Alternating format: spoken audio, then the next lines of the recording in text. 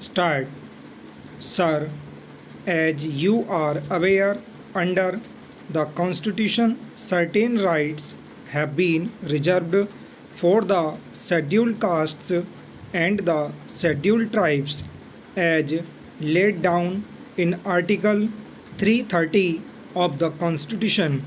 Now, the principal point in respect of which this right was reserved or recognized was that there ought to be reservation of seats so far as the scheduled castes and the scheduled tribes were concerned in the parliament and in the state legislatures.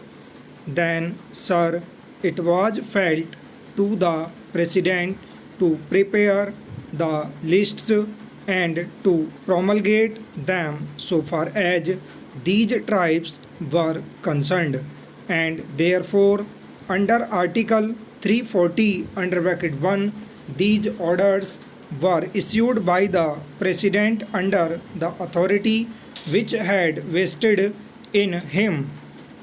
In all, as many as 4 orders were issued in 1950, and according to these orders, effect has been given and seats were reserved at the last general elections and naturally at the subsequent by elections as well.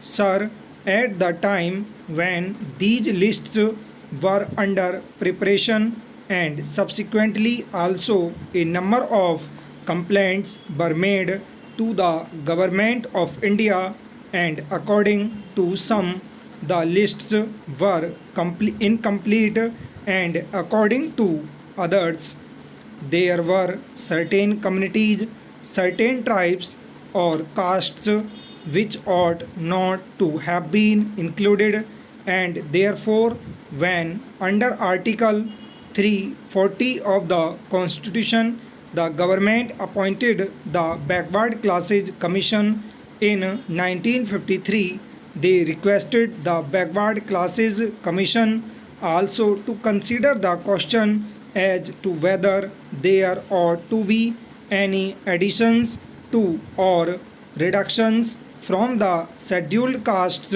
and scheduled tribes orders, as pointed out by me just now.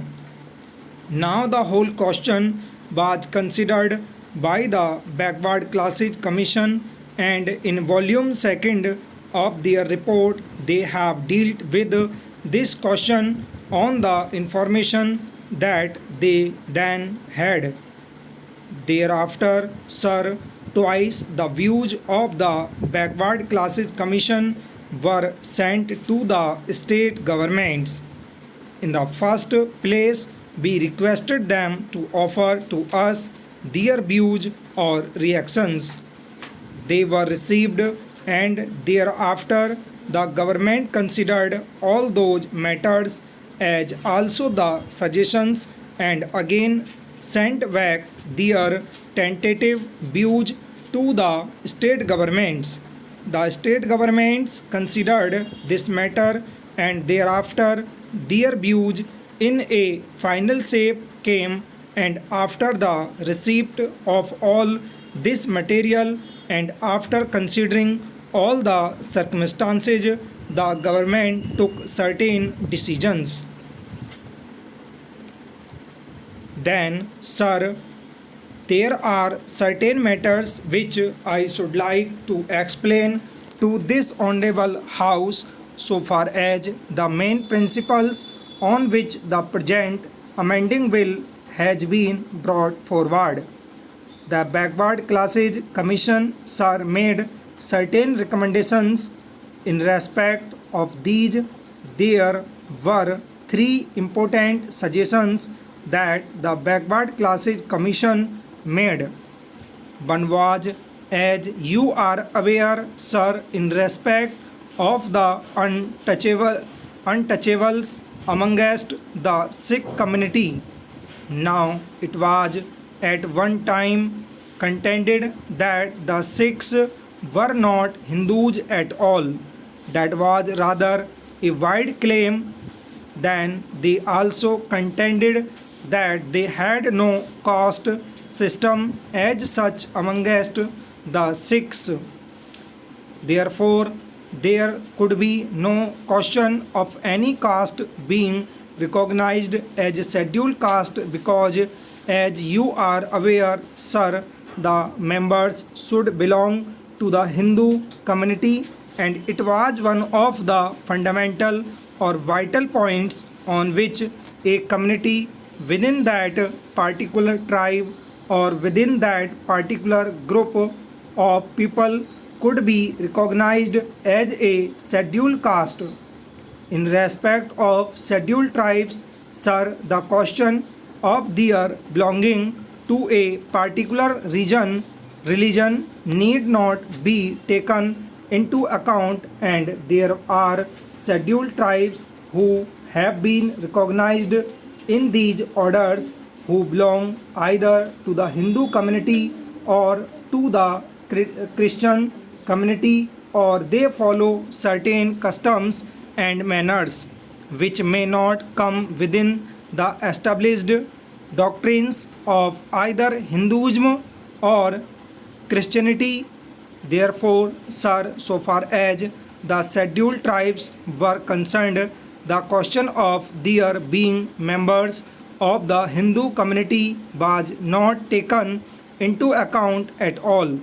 But so far as the scheduled castes are concerned, we have to understand here the historical fact that these were members of the Hindu religion, but on account of certain notions prevailing in ancient India, certain people, our own people, were unfortunately recognized as untouchables as they are called, and therefore certain very bad practices based on the alleged doctrine of untouchability grew up, and that to a very large extent, as you are aware, sir, polluted the very good atmosphere that ought to have been associated with the Hindu religion.